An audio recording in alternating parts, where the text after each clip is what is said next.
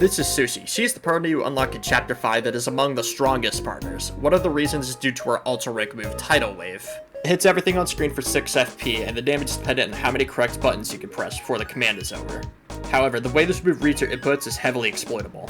There's a blog post on the Super Mario files by JDAster64 linked in description that goes into more detail on the jank of this move. But basically, if you input a command wrong, there's a brief window where you can't perform action commands until it's over.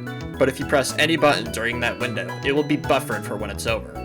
So if the game tells me to press C down and I input the A button, the window will start and I can buffer C down and it will be pressed immediately once that period's up. And since there's only 3 buttons and the same button prompt cannot appear twice in a row, this means you can press the buttons in a way that will guarantee you the action command faster than humans can even react, making you deal insane amounts of damage if performed optimally. With reaction, I mostly dealt 6 damage and was unable to do more than 7, but by cycling between the buttons in a consistent rhythm, I usually dealt 8 or even more. And bad RNG never made me deal less than 6. I was even able to crash the game by doing 15. This will not work with the Wii U, and Switch versions though.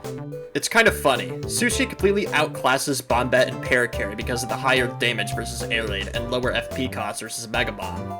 Before trying this on anything other than an N64 controller, I recommend binding something like X to the C down button.